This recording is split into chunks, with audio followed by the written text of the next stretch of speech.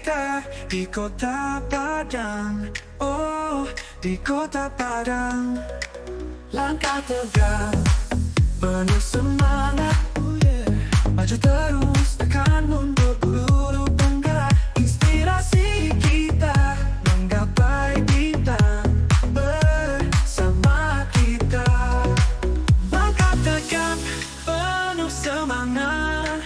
Maju terus, takkan mundur, guru penggerak. Inspirasi kita menggapai bintang.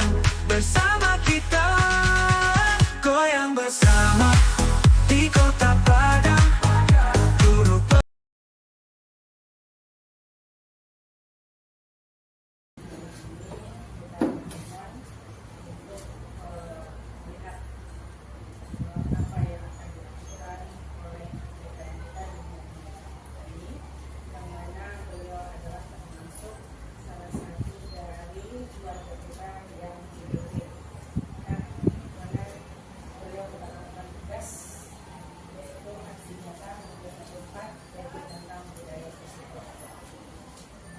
kita berbangga sekali dengan adanya aksi nyata yang beliau lakukan. Tentunya bisa mengingatkan kepada kita semua apa yang beliau perbuat itu adalah sesuatu hal yang baik untuk sekolah kita. Jadi hari ini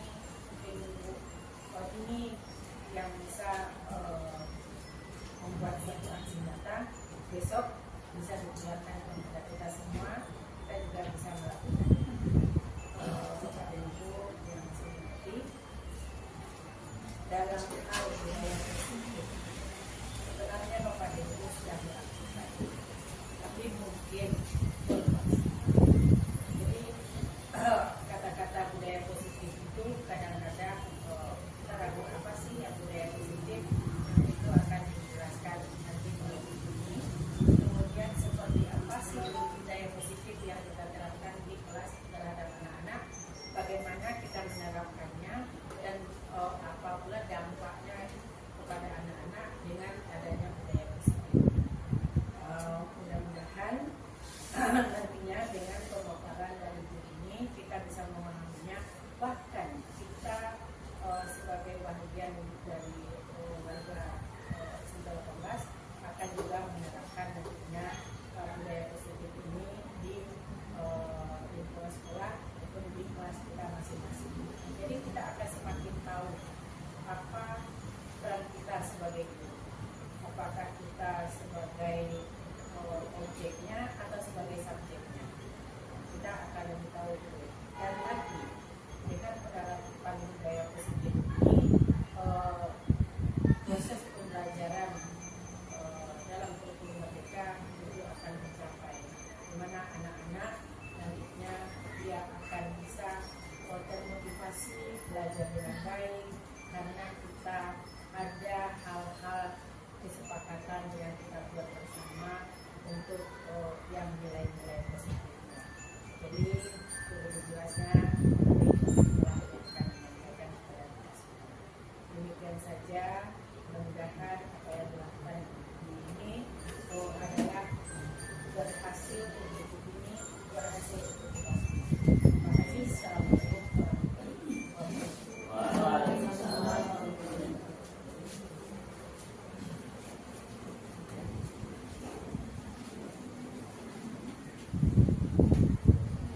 Terima kasih kepada pada ibu kepala sekolah yang sudah memberikan sambutan dan pengantar tentunya tentang aksi nyata maupun secara keseluruhan itu tentang jadi mudah-mudahan kita semua di sini bisa menjadi motivasi atau bisa termotivasi nantinya menjadi guru penggerak akan berikutnya, dan mudah-mudahan diberi juga kemudahan dalam meraih angkatan-angkatan berikutnya. Untuk khususnya untuk SMP dan 18 Padang. Dan untuk selanjutnya mari kita sama-sama dengar penyampaian dari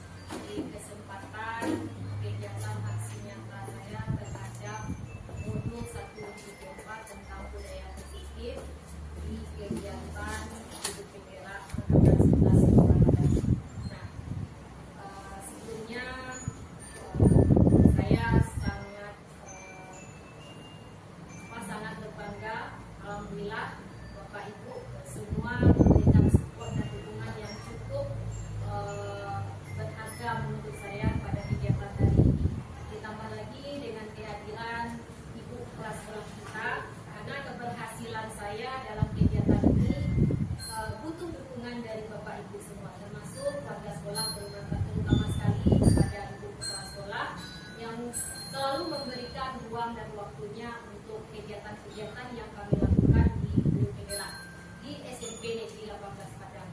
Alhamdulillah, dan insya Allah dengan dukungan dan support dari Bapak Ibu semua, kami dalam kegiatan Gunung Penggerak ini berhasil bisa memahami tujuan dari kegiatan ini, tentunya untuk menciptakan generasi penerus bangsa yang berbudaya dan berkarakter sesuai dengan profil pelajar Pancasila.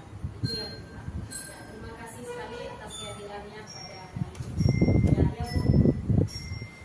Ya, sebenarnya kegiatan aksi nyata kita yang saya lakukan hari ini adalah salah satu tugas yang akan kami tayangkan berbagi dengan di salah satu media sosial YouTube, dan berbagi juga nanti dengan memberikan umpan balik pada CGG-CGG yang lain di seluruh di Indonesia.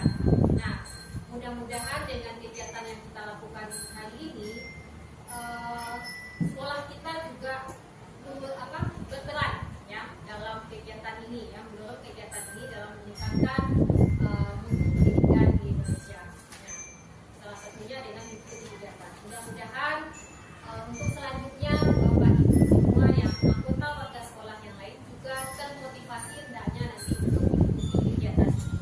Ya, yang belum tergerak hatinya untuk mengikuti, mungkin melihat kegiatan yang kami lakukan hari ini, Bapak Ibu mulai termotivasi untuk juga mengikutinya. Mudah-mudahan begitu, insyaallah.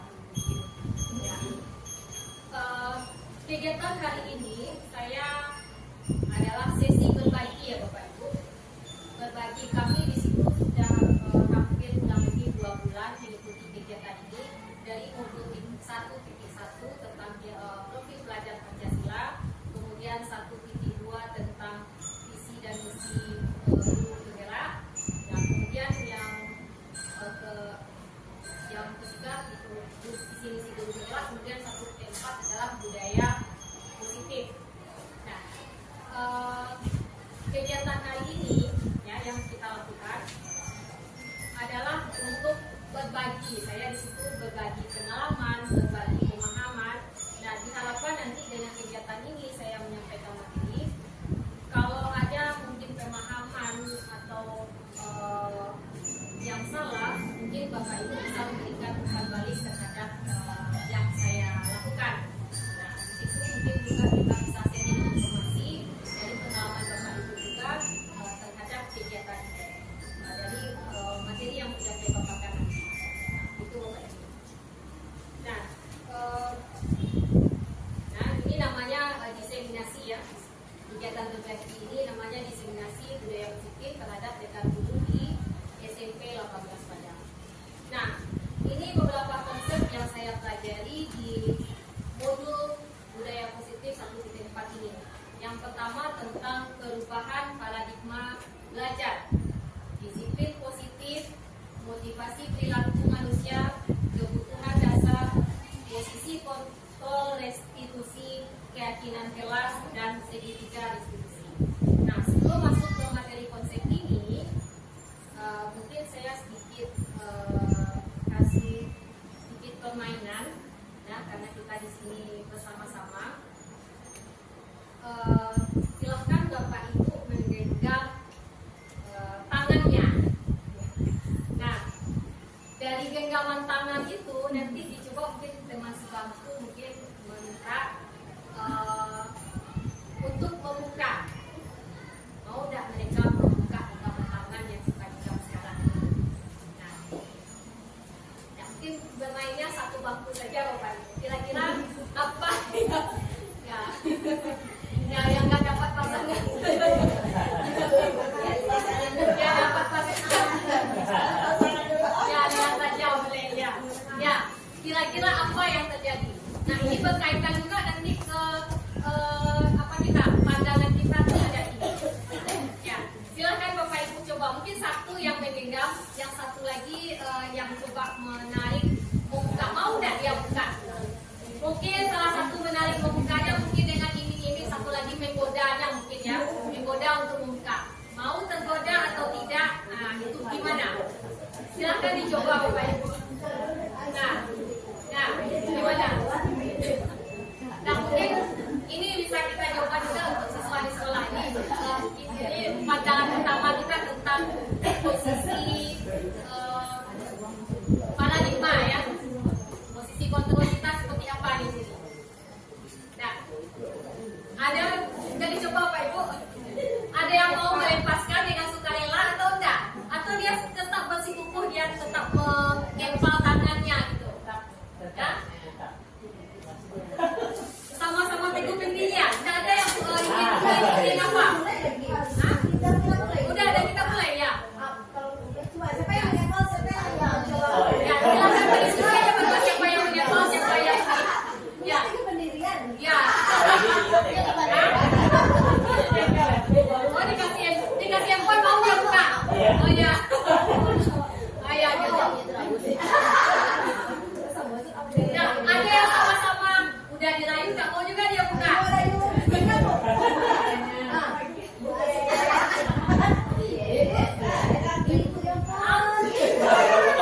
buka dia buka.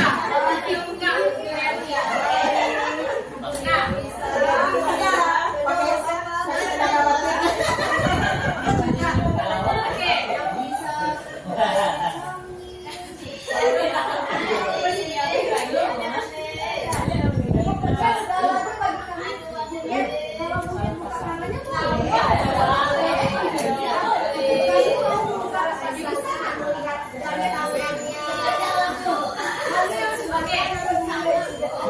Oke, sudah ya Bapak Ibu, pada intinya kita bisa merasakan ya, kita bisa merasakan permainan tadi. Nah, setelah ini mungkin bisa Bapak Ibu menceritakan apa yang dirasa ketika disuruh melakukan permainan ini. Ya, siapa yang mau coba mengutarakan pendapatnya tentang permainan ini? Kita membuka tangan yang dikepal tangan tadi, apakah dia membuka, apakah dengan sukarela atau perlu dengan dipaksakan terlebih dahulu atau dengan iming-iming sesuatu.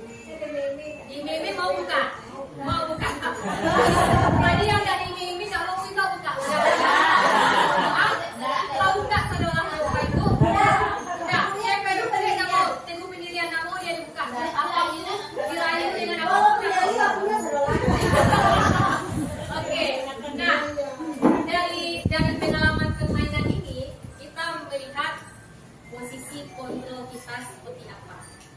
Nah, ya sama juga seperti sekarang yang saya lakukan. Saya mengajak Bapak Ibu untuk hadir dalam kegiatan saya, ya kan?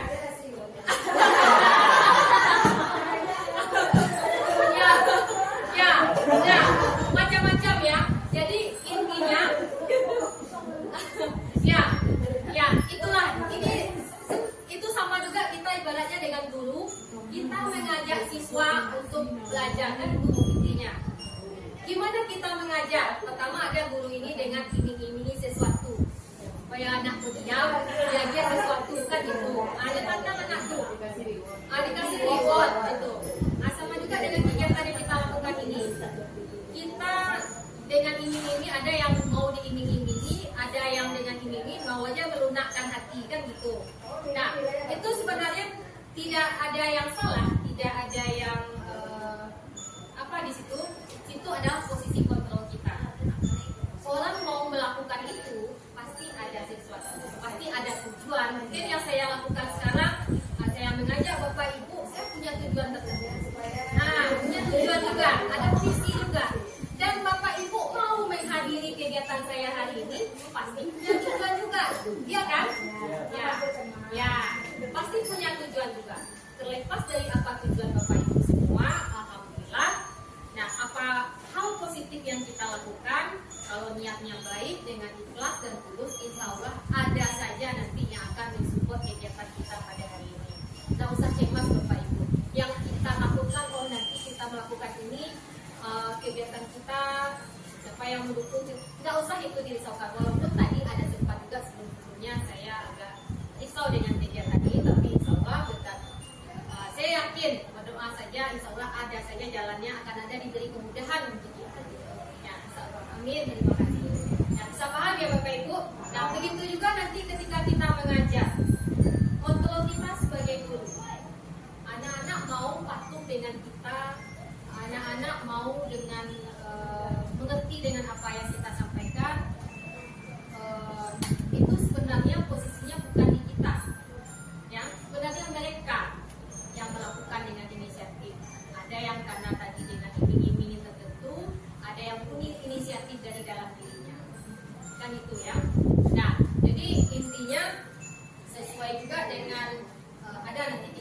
teori kontrolnya, bahwa apapun yang kita lakukan, kita tidak bisa mengontrol orang lain. Seperti kayak tadi ada yang melakukan penolakan terhadap ajakan saya, itu nggak masalah, kita tidak boleh juga negatif thinking. Iya, tidak bisa memaksakan.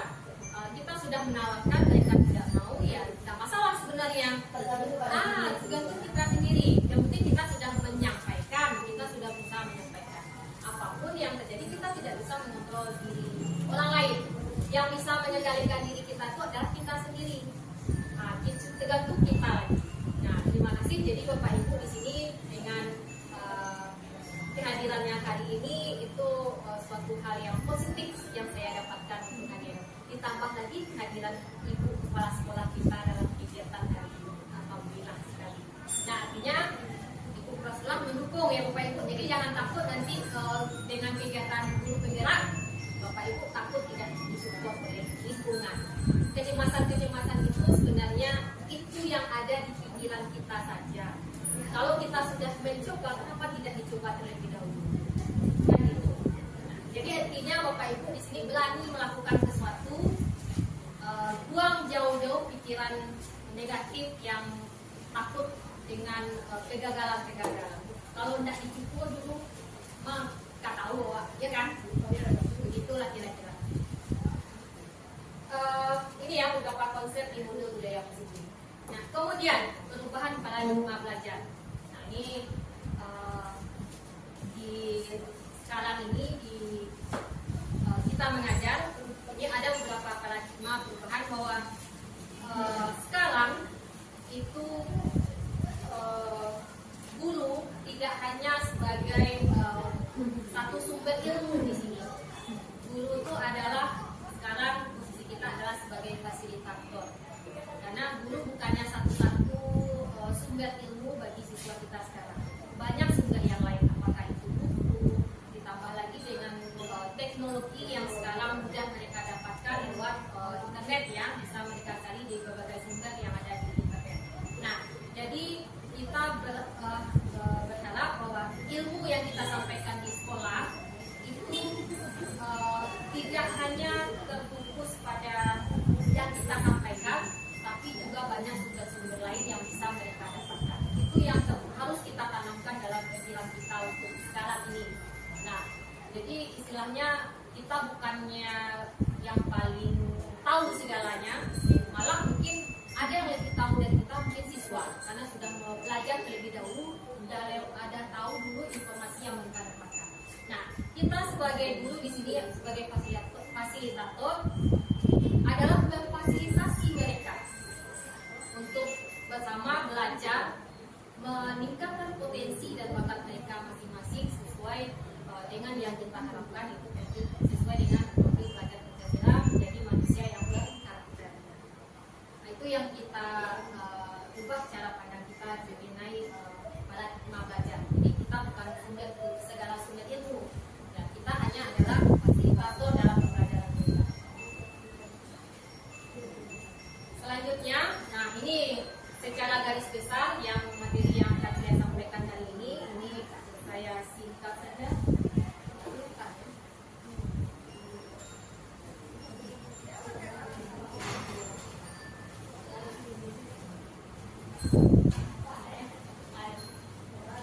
Dibacakan saja. Nah, ini materinya tentang disiplin positif atau budaya positif ya. Ada tadi teori kontrol. Tadi juga sudah saya jelaskan. Menurut teori William Clauser bahwa kita tidak bisa mengontrol orang lain. Yang bisa mengontrol itu adalah diri kita sendiri. Jadi kita tidak bisa mengendalikan orang lain. Yang bisa itu adalah mengontrol diri kita sendiri. Itu juga kita tanamkan kepada anak. Makanya guru ini susah menguasai mengontrol anak. Jangan kita mengontrolnya, tapi kita coba memahami mereka. Yang bisa mengontrol diri itu kita adalah kita. Jadi dengan cara memahami mereka, dengan berusaha memahami, mudah-mudahan kita bisa mengontrol mereka. Nah, kemudian semua perilaku semuanya memiliki tujuan. Nah, kehadiran Bapak Ibu dalam kegiatan kita hari ini pasti punya tujuan tertentu. Mungkin ingin tahu, ingin membantu saya dalam kegiatan ini, yang macam-macam tujuannya ya. Nah, berpulang kepada niat kita masing-masing.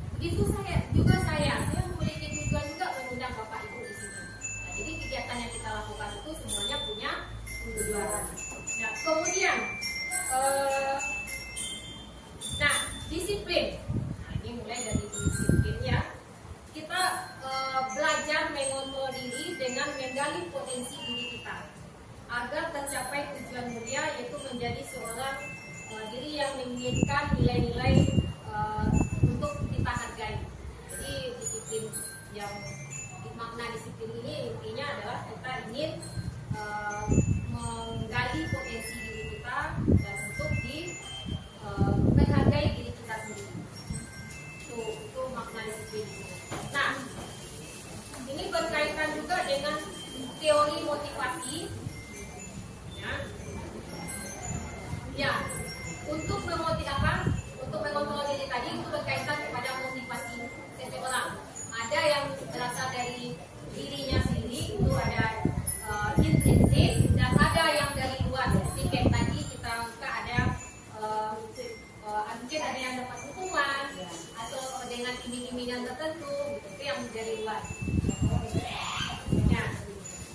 Ya. Kemudian nanti kita bicara juga 5 posisi kontrol guru. Nanti setelah itu 5 posisi kontrol guru.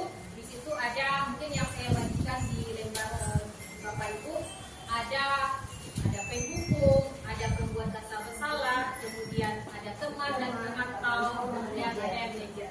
Nah, dari yang kelima itu mungkin ini semua sudah pernah kita coba dan pernah kita rasakan bersama-sama. Nah, itu nanti kita lihat pada sesi berikutnya penjelasannya. Nah, kemudian 5 kebutuhan dasar manusia. Nah, yang pertama bertahan untuk hidup, kemudian ada penguasaan, ada kasih sayang, kemudian kesenangan dan kebebasan. Itu adalah kebutuhan dasar manusia yang perlu kita sadari. Dan tidak hanya kita sebagai guru, siswa juga butuh hal-hal seperti itu. Nah, dengan kebutuhan-kebutuhan tadi itu sebenarnya berkaitan kepada tindakan-tindakan yang kita lakukan. Nah, karena butuh tadi dengan kebutuhan tadi kita berdampak kepada tindakan-tindakan yang dilakukan. Nah, kemudian berkaitan dengan disiplin positif. Nah, ini disiplin positif pertama kali mungkin kita lakukan ketika kita di awal pembelajaran ya Bapak Ibu. Nah, biasanya ketika kita di awal pembelajaran itu kita membuat salah satunya adalah seperti kesepakatan kelas. Nah, itu tujuannya adalah untuk menciptakan supaya dalam pembelajaran itu muncul adanya disiplin positif tadi. Nah, biasanya kita menciptakan kesepakatan guru dan siswa. Kemudian setelah terciptanya kesepakatan, nanti apa konsekuensi yang dilakukan ketika kita melanggar kesepakatan tersebut. Ya.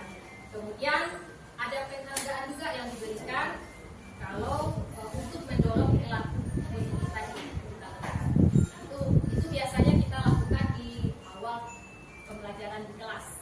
Dan sebelumnya pernah Bapak Ibu lakukan ini di kelasnya dengan membuat keyakinan kelas mungkin untuk para tidak hanya bukan kelas ya, tidak hanya untuk guru mata pelajaran, tapi juga untuk sama sekali juga wali kelas. Nah, pernah ya kita lakukan. Kemudian, nah disiplin yang bermakna positif. Jadi disiplin ini kenapa dibilang disiplin positif? Berarti ada juga disiplin yang negatif ya. Nah, di sini yang kita ceritakan adalah disiplin positif. Ternyata ada juga disiplin yang negatif. Nah, disiplin positif itu seperti apa? Ini bisa dalam bentuk konsekuensi dan dalam bentuk disiplin konsekuensi dan restitusi. Nah, restitusi. Nah, untuk suatu pelanggaran yang pada umumnya bentuk hukuman dan konsekuensi, kemudian yang satu lagi namanya restitusi. Nah, yang kita harapkan yang disiplin positif ini namanya dikenal dengan istilah restitusi. Jadi disiplin ini yang untuk membangun. Kadang-kadang ada kita niatnya mendisiplinkan siswa, tapi punya dampak negatif terhadap anak. Kira-kira apa ya contohnya? Kita mendisiplinkan anak, tapi berdampak pada hal yang buruk terhadap kita. Jadi yang kita lakukan untuk mendisiplinkan itu punya dampak negatif ya. Yang kita harapkan itu adalah berdampaknya positif. Misalnya kita melakukan menegur, kita memberikan konsekuensi atau hukuman tadi, tapi sifatnya positif.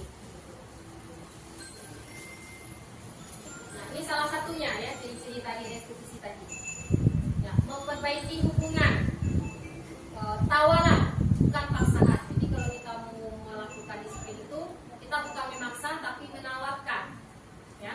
Kemudian menuntun, kemudian mencari kebutuhan dasar. Tadi mungkin dalam rangka kebutuhan dasar kita udah tahu tadi ya, bertahan hidup, kemudian ada kekuasaan, ada kasih sayang. Mungkin kalau di siswa kebanyakan mungkin rasa kasih sayang yang kurang di sini mungkin.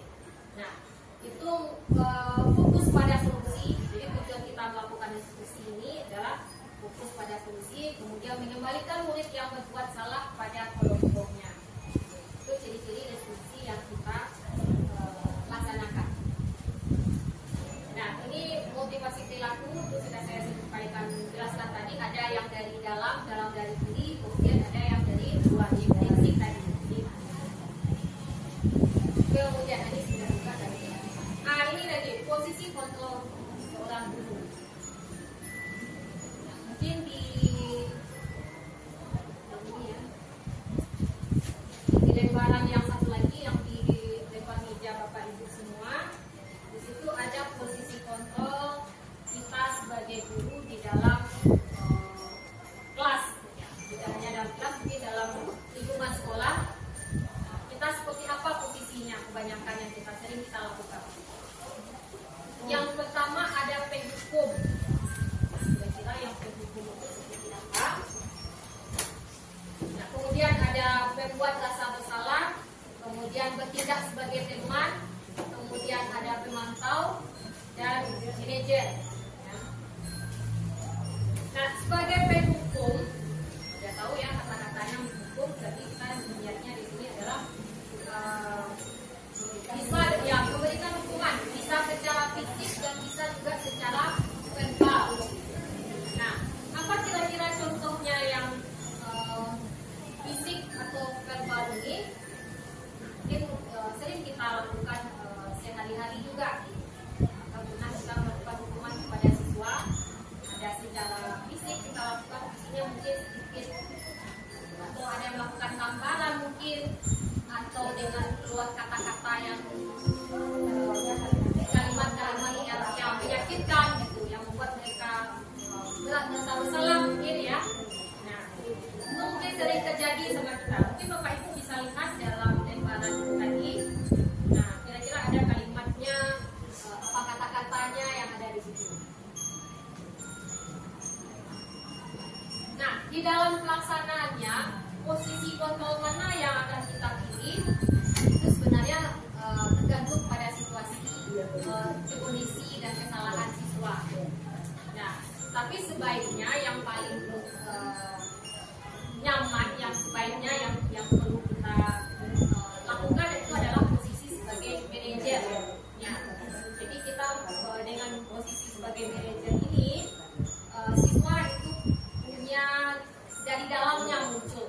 Mereka dari dalam mengetahui bahwa yang mereka lakukan itu adalah suatu hal yang salah, dan mereka itu berdampak pada tidak akan diulang kembali. Kalau untuk posisi yang lain, nah itu mungkin bisa Bapak Ibu lihat di 5 posisi kontrol restitusi yang ada di lembaran ini, bisa dilihat sendiri nanti.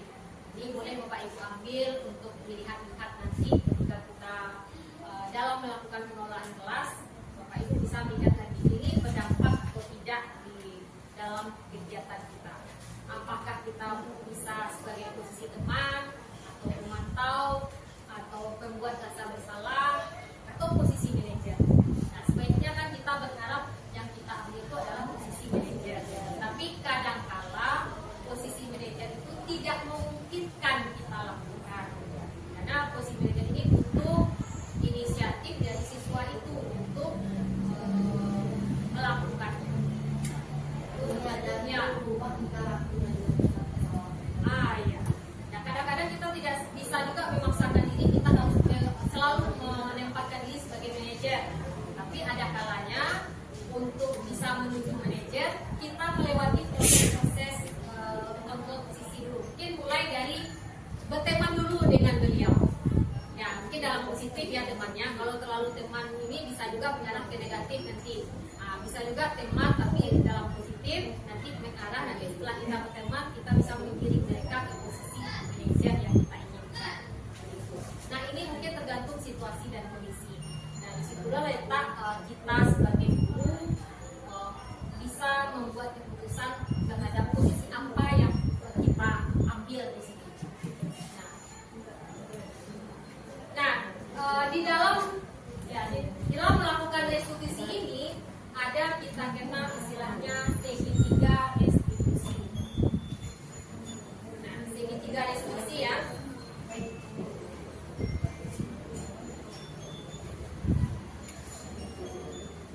Nah, di sini ada tahapan dalam tahapan restitusi yang kita lakukan ada namanya segitiga restitusi. Yang pertama itu menstabilkan identitas, ya.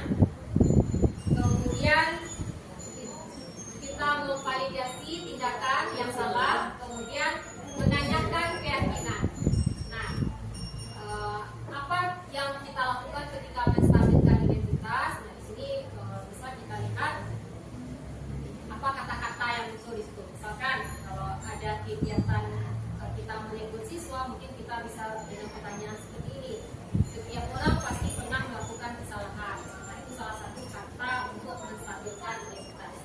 Kemudian kamu bukan satu-satunya yang pernah melakukan ini. Jadi ini kita mengatakan sesuatu hal bahwa kesalahan yang mereka lakukan itu adalah suatu hal yang wajar. Kita bisa coba stabilkan dulu dengan adanya kata-kata ini. Nah, kemudian setelah itu baru kita masuk kepada validasi. Validasi itu kita ingin menggali kenapa mereka melakukan hal tersebut. Coba menggali mereka dalam kenapa mereka melakukan tindakan yang salah tadi. Mungkin dengan kalimat-kalimat kamu tentu punya alasan. Dari alasannya kemudian ada cara yang lebih efektif. Mungkin kita bisa menyampaikan alternatif tidak harus berbuat seperti itu. Kita bisa cari mungkin cara-cara yang lain untuk tindakan yang mereka lakukan. Setelah itu kemudian mengumpulkan menanyakan keyakinan. Kita bertanya yang mereka lakukan tadi mereka yakin baik atau buruk? Tidak.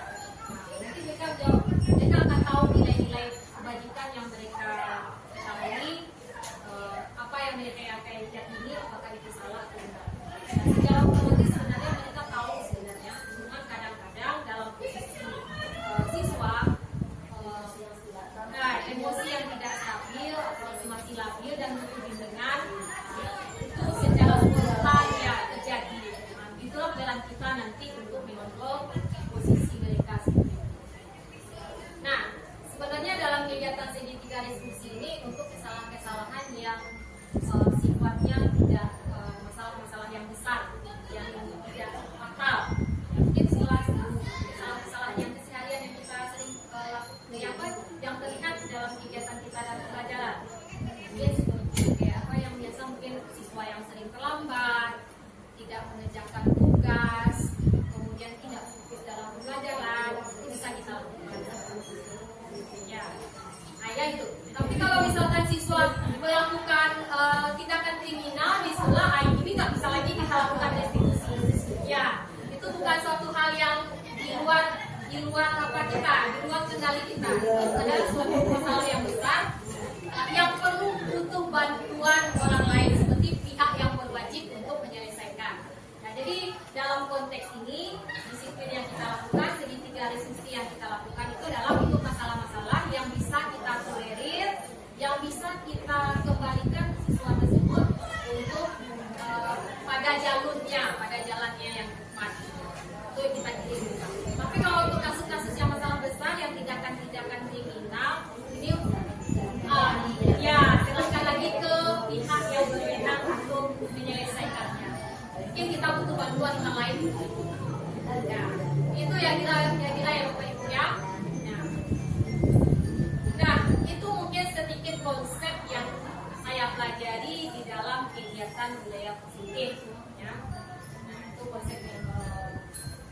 Nah, jadi sebenarnya ini berkaitan kepada tindakan-tindakan kita sebagai guru keseharian dalam melakukan pengelolaan kelas dengan menanamkan budaya positif untuk membentuk karakter siswa kita sesuai dengan pada nilai yang kita tanamkan.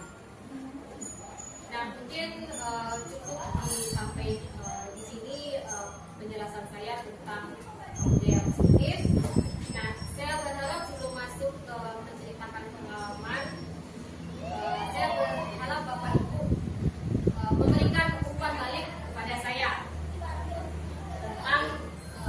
pemahaman dari Bapak Ibu terhadap paparan yang saya sampaikan tadi.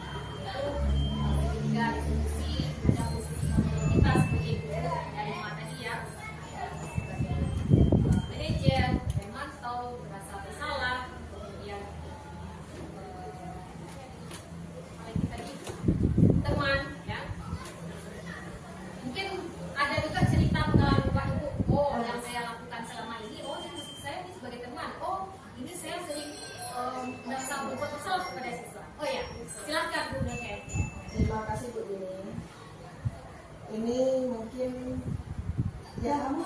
kebetulan pula saya sering ditempatkan sebagai wali kelas yang anaknya agak temperamen, super. Ya. Tapi alhamdulillah mereka itu agak takut gitu kan. Karena saya menghadapi mereka itu, kita lihat dulu, kita tinjau dulu bagaimana keluarganya. Seandainya keluarganya udah keras di rumah, tidak mungkin lagi kita harus keras juga di sekolah. Mereka butuh kasih sayang dan aja, seperti yang terjadi kemarin. Nah, itu kemarin saya sempat tidak disapanya karena dia begitu emosi. Sebagai biasanya dia santun sama saya tuh. Ya, saya biarkan, nggak saya tanggapi, dah saya biarkan aja. Udah enak-enak dia di luar, saya tegur. Ngapain kamu kemarin? Gini Bu, katanya. Keras pula tuh. Mbak, kalau begitu tindakan dulu pasti ada kata-katamu atau perilakumu yang memicu. Nah, yang memicu bapakku seperti itu. Semengung dia. Terus, Bu, ya Bu, kata Pak Kim boleh, kalau Bapak ini tak boleh, saya gini kan. Saya apa kan rambutnya, kan masalah rambut saya. Saya gini kan rambutnya, cuma itu aja. Sini rambut kamu. Nih, coba pegang. Oh iya Bu, udah lebih dari tangan ibu. Habis suap kalau enggak, yang ibu mencoba aneh itu. Berarti alumni gunting ya Pak Ibu? Ya itu masalah kemarin. Rambutnya enggak terlalu tinggi, tapi memang kesepakatan itu kan. Ibu yang buang siapa? Padahal nggak buang Pak tuh. Nah, udah tuh pagi tadi ibu ini dia datang, Bu, kadang-kadang anak Bu, deh tambah ganteng anak ibu. Jadi boleh, ada kita itu aja kemarin. Jadi rupanya saya selidiki di rumahnya bapak sama ibu sama keluarganya tentang Pak Renang apa namanya tadi mulutnya kasar, memang judes di rumah. Jadi kalau kita kasari lagi dia akan membalik gitu kita. Jadi kalau pengalaman saya cuma gini aja, kalau dia berbuat itu dia cuma ngata dia senyum-senyum, dia risih ibu. Nah dia perhatikan lagi. Jadi kita itu juga harus mencari di mana anak itu di rumah. Karena saya udah balik dari situ situasi dengan anak kandung saya. Ini sekarang saya ubah mindset saya untuk menghadapi dia. Mungkin kita perlu juga begitu. Lihat dulu sikap anak ini. Maka dibuat kesepakatan tadi kan, komitmen. Nah masalah rambut. Saya nggak banyak cerita rambut. Kalau lagi masuk tangan ibu, kalau lebih dari situ ibu gunting.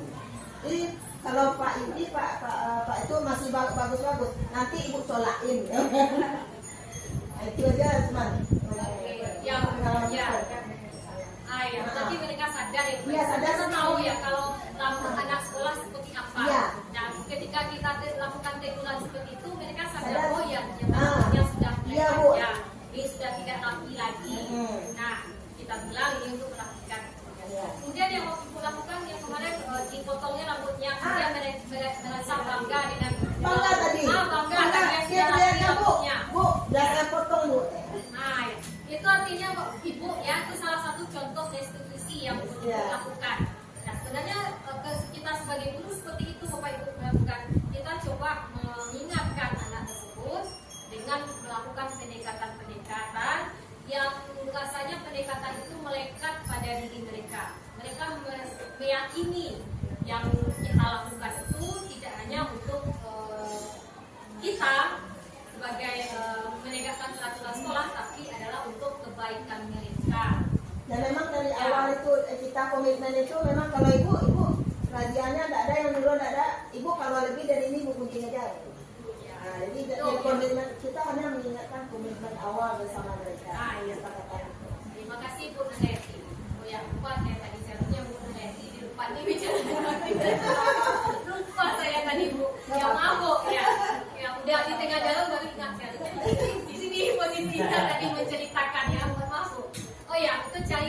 dari Bu Nurheti sebagai wali kelas ya Bu ya.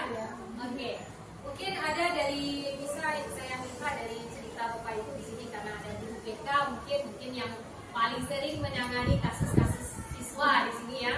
Mungkin ada cerita yang berkesan dari Bapak Ibu mungkin di sini yang mau bercerita silakan. Ini salah satu contoh kegiatan diskusi yang kita lakukan. Mungkin Bapak Ibu sudah pernah menangani beberapa kasus siswa. Mungkin boleh Bapak Ibu berbagi pengalaman ceritanya ke kita. Ini sebagai contoh diskusi. Nah, ya, boleh ya boleh Bu Liza, boleh ke depan Bu Liza. boleh Bu Liza, boleh. Ya pokoknya Bu Liza pernah melakukan itu. Yang ingat Bu Liza seperti apa? Mungkin dari kasus-kasus siswa yang selama ini punya berkesan tersendiri untuk Bu Liza. Oh ternyata ini memberikan dampak yang begitu luar biasa terhadap anak. Mungkin pernah ke Bu Liza cerita. Nah kita berbagi pengalaman, sesi berbagi pengalaman ya Bapak Ibu tentang konsep budaya positif, melakukan kegiatan praktik tiga diskusi yang pernah kita lakukan sebelumnya. Ya, terima kasih Bu Liza. Nah, Assalamualaikum warahmatullahi wabarakatuh. Waalaikumsalam. Sebelumnya saya ucapkan terima kasih kepada Bu Dini yang telah memberi kesempatan kepada saya untuk menceritakan sedikit pengalaman kami terhadap sedikit pengalaman kami dalam menghadapi siswa. Kejadian ini sudah beberapa tahun sebelumnya sih. Kalau sekarang mungkin yang lebih parah tuh belum ada ketemu. Waktu tuh saya mempunyai seorang siswa. Siswa itu bisa dikatakan ketua tawuran. Tawuran setiap malam minggu siswa itu tawuran. Dulu kan beberapa tahun yang lalu tuh 2 atau 3 lah. Tawuran itu kan pakai gear namanya. Gear dipakai sabuk taekwondo, sabuk silat apa tuh pokoknya itu diikat terus digini-ginikannya. Saya awalnya tidak tahu, dialah yang menceritakan. Saya melakukan pendekatan terhadap siswa ini yaitu melalui dengan cara berteman. Iya, berteman. Saya dekati malahan setiap hari dia datang ke ruang BK. Dia tidak sendiri, beberapa temannya tuh bisa dikatakan setiap guru yang masuk ke dalam kelasnya mungkin melihat anak tersebut, guru tuh ilfil jadinya gitu. Setiap guru yang masuk tuh pasti membicarakan tentang dia, tetapi dia nyaman dengan apa? Oh, dengan kami di BK sehingga setiap hari itu datang ke ruang BK. Nah, ada guru dia masuk ke ruang BK. Setiap hari itu pasti ada setiap guru tuh menceritakan dia di ruang guru. Mungkin kalau saya sebutkan namanya, ingat dia bayi ibu bapak guru tuh. Kalau saya sebutkan namanya, dan saya tahu dia ketua geng apa tuh tawuran karena dia yang menceritakan. Dia menceritakan, dia posisi sebagai teman, dia menceritakan. Malahan saking dia percayanya, dia pernah menceritakan kalau dia menyerang seseorang teman lawannya dengan emosi karena dia diputarnya dia lupanya dia tuh dirinya yang dilukainya dirinya sendiri karena terlalu emosi dia yang cedera. Terus saya dekati terus. Kita kalau saya tuh prinsipnya sih bukan terus nasihat tidak. Saya bagaimana dia menyadari yang diperbuatnya itu salah atau benar. Kayak gitu kan. Saya tuh tidak kalau prinsip saya sebagai guru BK sih beda. Kalau saya tuh banyaknya tidak menasihati gitu, tapi menggali gimana apa dasarnya dia tuh menyebabkan kalau dia tuh ke negatif jadinya gitu. Ternyata setelah digali, saya dapat apa penyebabnya. Setelah itu mulai berbagi sama dia, mulai sebagai teman kan tadi sebagai teman. Saya sentakkan dia kalau ini gimana baik atau buruk. Dia mulai menyadari alhamdulillah dia tidak ikut tawuran lagi. Dan alhamdulillah anak itu sampai sekarang santun. Saya masih ada ketemu sama anak tersebut sampai waktu SMA Bu, dia tidak mau sekolah di Padang karena apa? Banyak lawannya. Banyak lawan, dia dan cemas lagi gitu. Sehingga dia pindah ke Medan sampai masih dapat komunikasi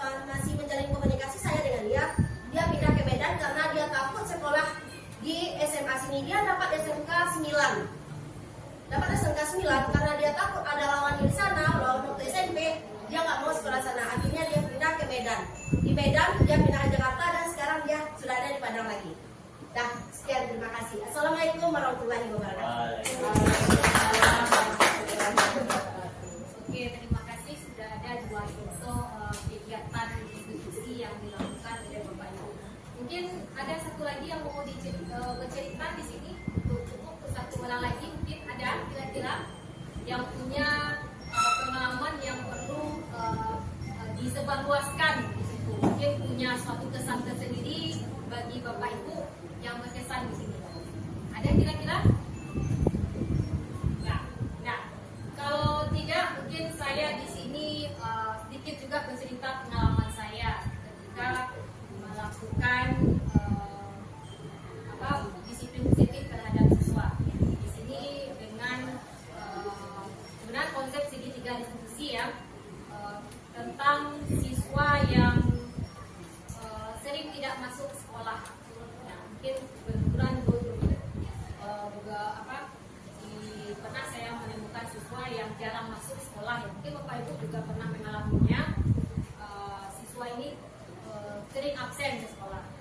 Kemudian kita sebagai guru kelas tentu karena sering absen kita coba karena situ kita sering juga ada awal kelasnya, tentu mencari mengidentifikasi di sini kenapa penyebabnya mereka tidak masuk sekolah apa.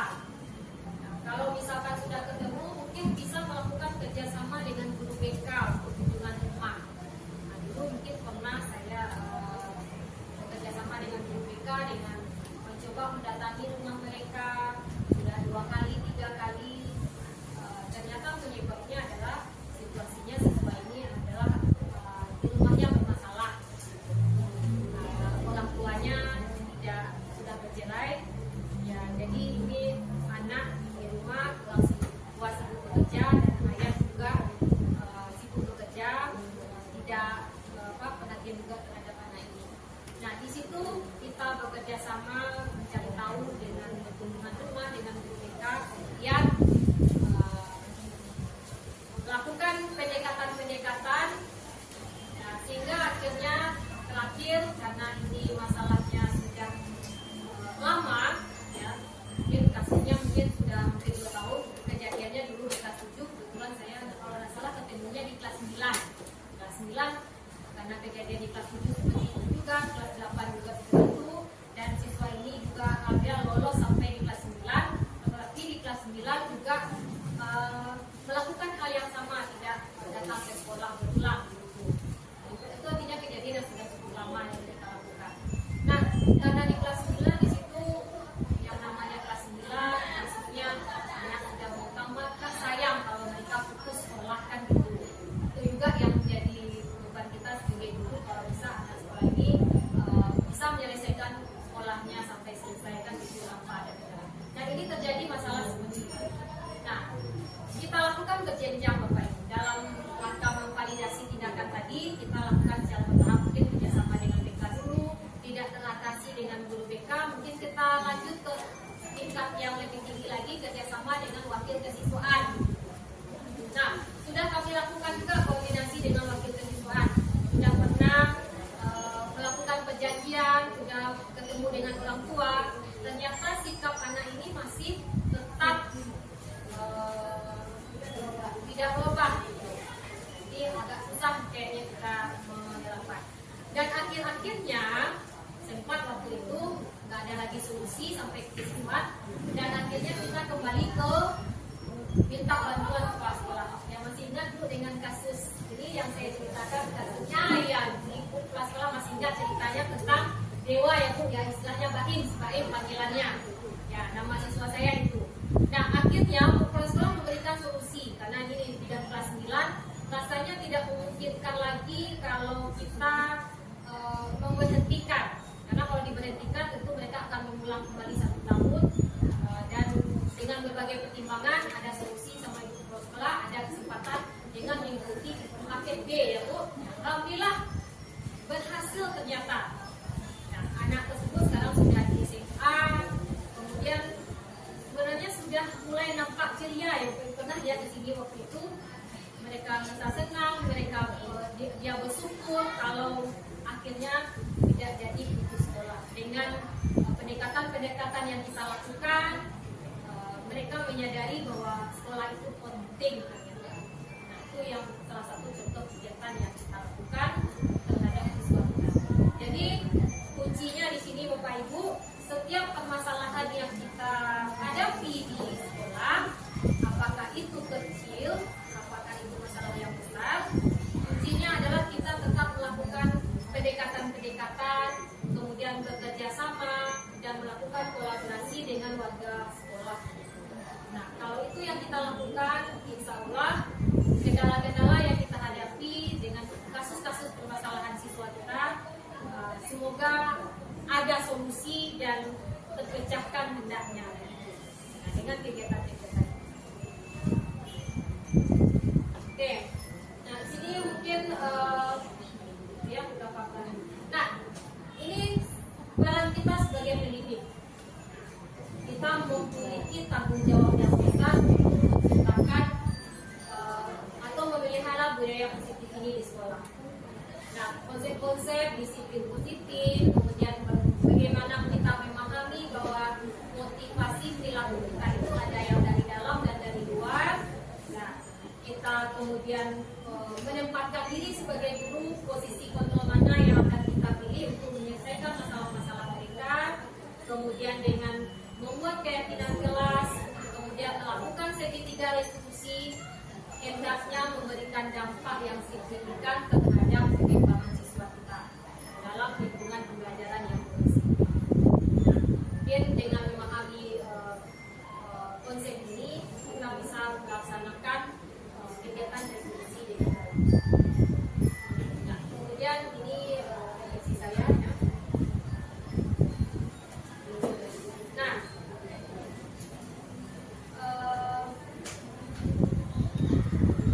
Nah, di sini cara berpikir kita, perubahan cara berpikir.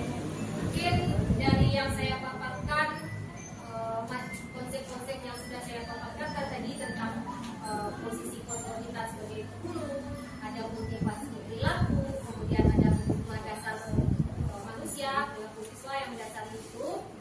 Nah, mungkin Bapak Ibu ada sedikit pergeseran perubahan cara pandang di sini. Oh, berarti yang kita lakukan setelah ini kita sudah melakukan itu ternyata.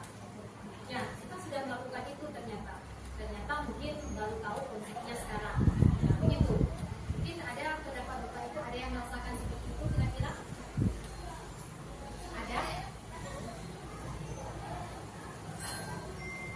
Nah, atau bingung nih yang mau ceritanya seperti apa?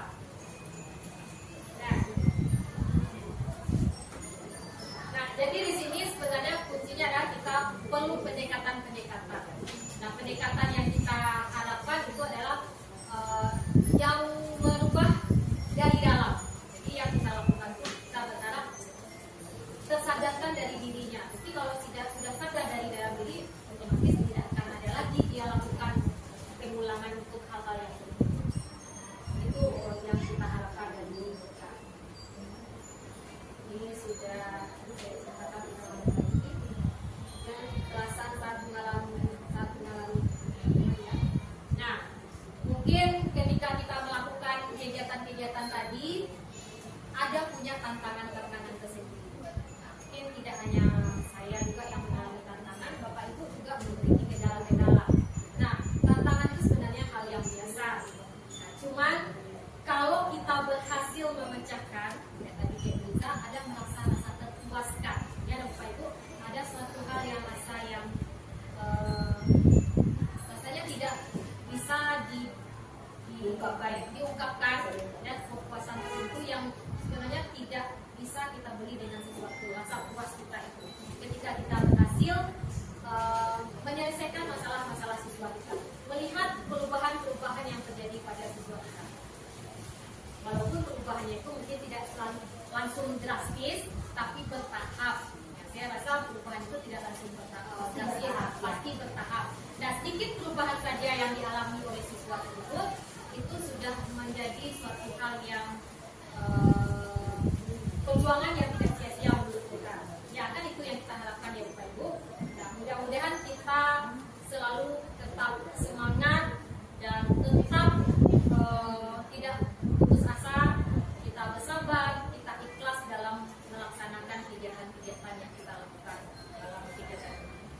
untuk membentuk karakter siswa kita menjadi yang lebih baik. Nah nanti ketika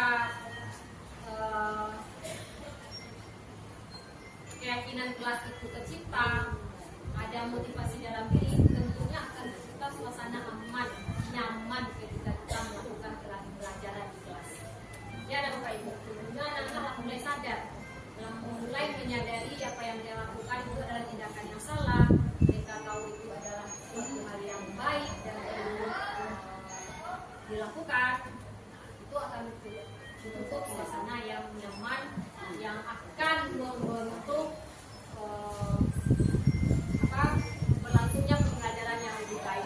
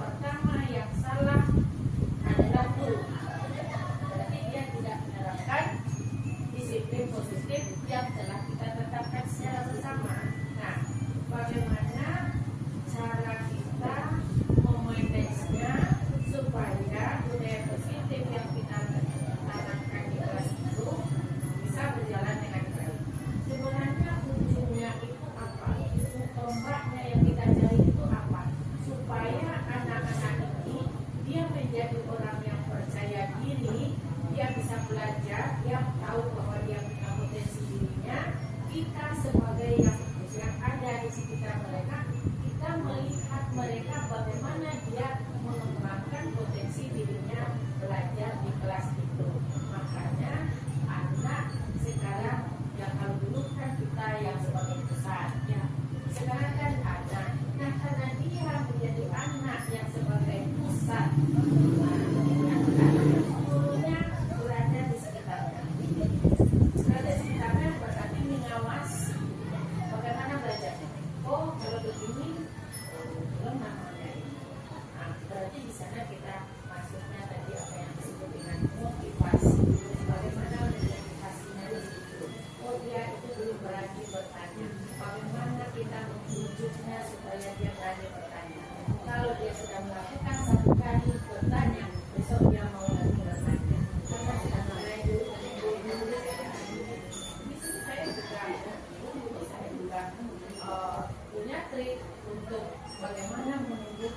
jadi siswa. Saya mengajar, kemudian pastilah siswa itu ada menoleh, bercerita, ketawa-tawa, menjawab temannya. Nah, di sini peran kita dalam kelas, kita akan bekerja. Kemudian, tanya apa yang kita jelaskan tadi. Nah, kebanyakan guru bertanya, dia bertanya bagaimana yang sulit pertanyaan supaya siswa ini tidak bisa menjawab di sana. Akan orang tidak dapat yang menjawab mengingat itu adalah budaya yang salah. Seharusnya saya melakukan waktu itu, saya tanya dia adalah hal yang paling mudah, tapi berkaitan dengan yang saya jelaskan informasi mereka. Yang saya tanya, coba jelaskan lagi. Jadi kita proklamasi tanggal berapa kita proklamasikan SD juga bisa jawab, ya kan? Yang udah berarti dia kan bisa jawab. Nah, di sana kita tekankan, kan kamu aja tidak serius itu masih dapat menjawab apa yang apa lagi kamu serius, kamu hebat, kamu pintar, kamu ini. Jadi muncul kepercayaan dirinya. Nanti setelah itu dia tidak akan mau mengganggu lagi, besok mau bertanya lagi. Jadi menumbuhkan itu kita punya trik juga. Jadi menurut saya di sini budaya positif ini bukanlah sesuatu yang apa kita terapkan ini hanya sebagai bisa saja tidak, tapi bagaimana perilaku kita dalam menerapkan itu yang penting. Kemudian dari cerita Risa tadi tentang anak itu, kalau saya ada kejadian di sekolah, kejadian tak, saya jemur tak anak tadi. Apa yang terjadi? Mulai dari kemarin sudah ada gejala-gejalanya, anak yang blok sini dengan blok sini main lempar-lempar batu. Main lempar-lempar batu.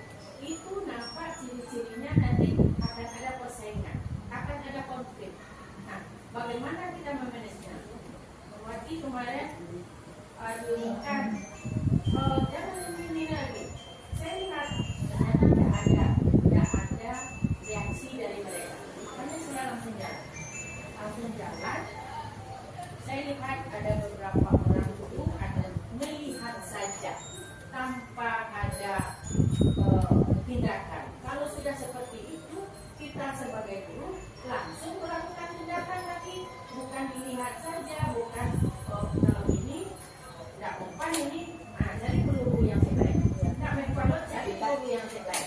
Akhirnya saya seperti itu, akhirnya kan hilang, tidak ada lembaga. Tadi mulai lagi. Jadi kemarin dari besok ulang lagi. Berarti ini sudah mulai dibuka penyakit. Makanya kita lihat. Ya, saya cari satu siapa, satu dapat apa satu. Pasti dia katakan mana temannya. Dia berkumpul di sini. Cari temannya. Mau saja kamu yang akan keluar lagi. Langsung panggil Budi. Keluarkan surat. Panggil orang tua. Kalau tidak cepat kita melakukan itu, mereka akan terjadi kelompok yang berkonflik. Jadi sebenarnya dari peran kita itu bagaimana budaya positif yang kita terapkan. Tanya diri kita pribadi, apa peran kita sebagai guru, apa peran saya sebagai menjalankan kurikulum merdeka, apakah peran saya sebagai walas, apa sih peran saya sebagai BK, apa sih peran saya. Tunjukkan di situ. Ini akan berkasus ini akan saya lanjutkan ini sampai ke BK. Kita kelas 9 ya. Di sini sampai kuliah. Akan saya lanjutkan dengan kuliah. Kalau memang itu ada anak kuliah. Nah, sampai tuntas.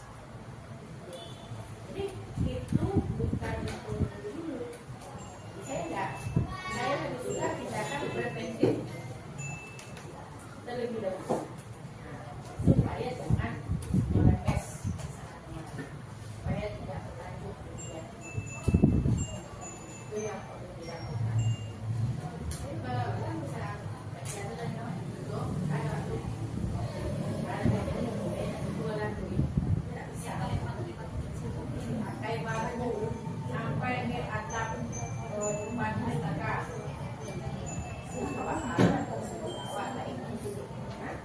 Kalau itu yang terjadi itu ada cikal bakal anak kriminal itu cikal bakal dicari apa jawabannya itu anak-anak yang sekali bekerja dan itu depan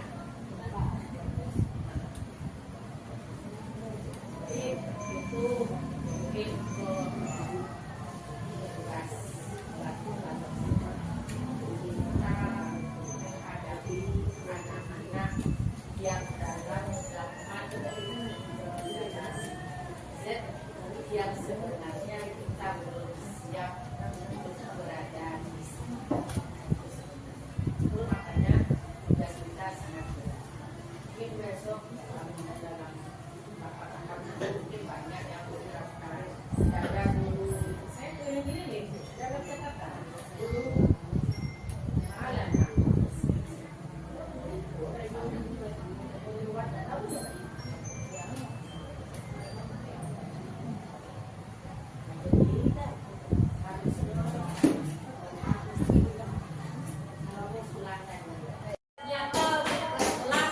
Dengan kehadiran dalam kegiatan hari ini, saya melihat lagi slide saya ke belakang bolak-balik tadi saya melihat ternyata saya rencananya memang ada membuat slide keyakinan jelas, ternyata tidak ada slide.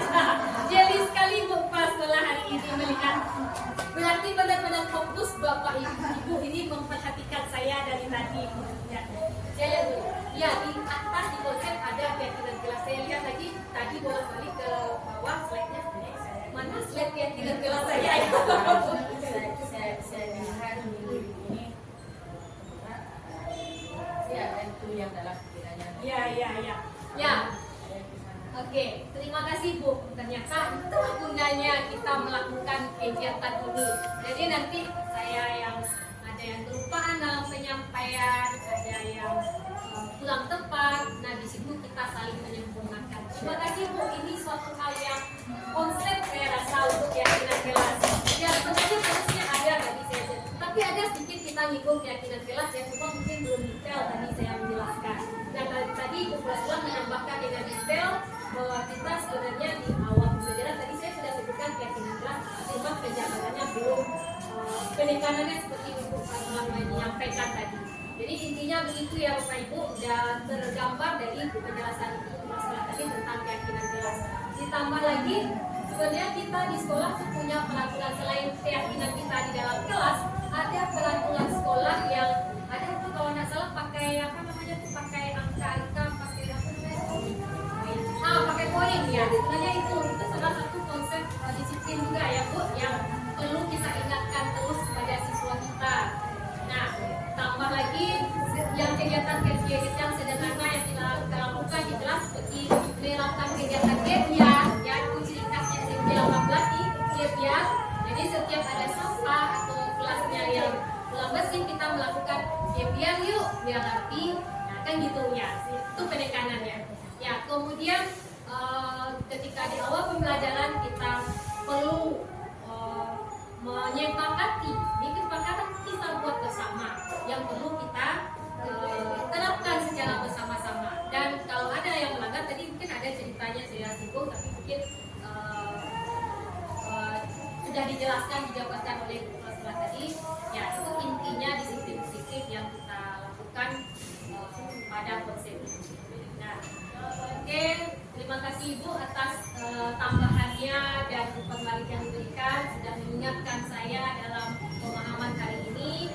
Dan terima kasih Bapak Ibu dalam kegiatan sesi berbagi kita pada hari ini sudah meluangkan waktu dan kita sama-sama belajar untuk coba menerapkan kegiatan ini, semoga memberikan manfaat yang lebih baik untuk kita ke depan.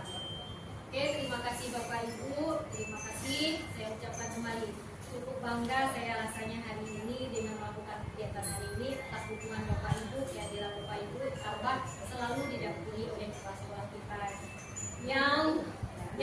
banyak memberikan saya saran, masukan terhadap kegiatan